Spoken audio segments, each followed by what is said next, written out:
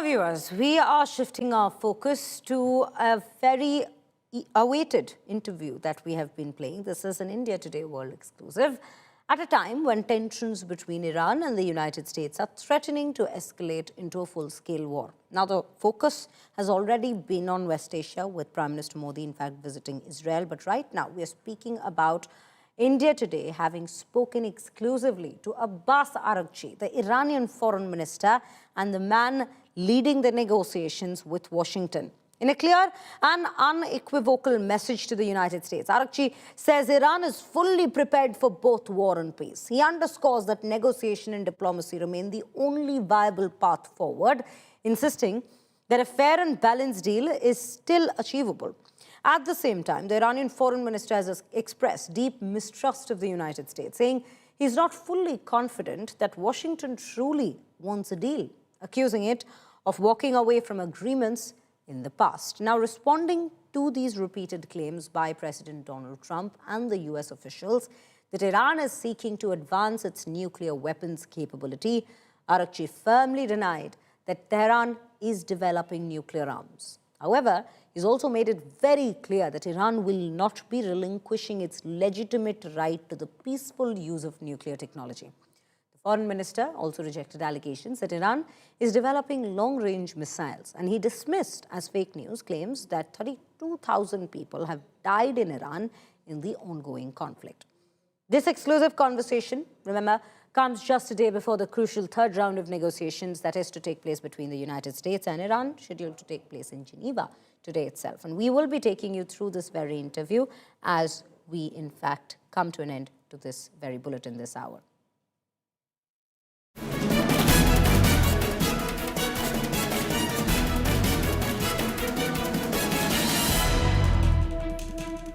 Minister Araghchi, you're saying that you're hopeful and you see intent, not as much, but you're dealing with a US president who is unlike any other in the past. Look at the statement and please react to the statement, his State of the Union address. He has very clearly said, and please tell me where that credibility of the information really comes from, when he says that President has claimed that Iran is developing missiles that can reach America, and that the negotiations and the terms and conditions are no enrichment at all. So where does the claim of the missiles really come from then? Well, President Trump has always complained about fake news. So I think now it is himself the victim of fake news, unfortunately. We are not developing long-range missiles, and we have limited the range of our missiles below 2,000 kilometers intentionally by ourselves, because we don't want anyone. We don't want it to be like a global threat. This is only to defend ourselves. Our missiles has, defense nature. They are only to build deterrence and to help us defend ourselves, exactly as they did in the last June's war. We didn't initiate that war. It was Israelis and then Americans. We only defended ourselves. For them, that was an illegal act of aggression. For us, it was a legitimate act of self-defense. And we did it by our missiles. So our missiles is our reliable means of defense, and we have no intention to extend their range. So this is not the fact. It was also mentioned the number of killings in Iran, another fake news. We have already published the name of those, of the victims of the recent, terrorist operation. He said 32,000. 3,100. 32,000. Yeah, he mentioned 32,000. But the list includes only 3,117, victims, which is very unfortunate.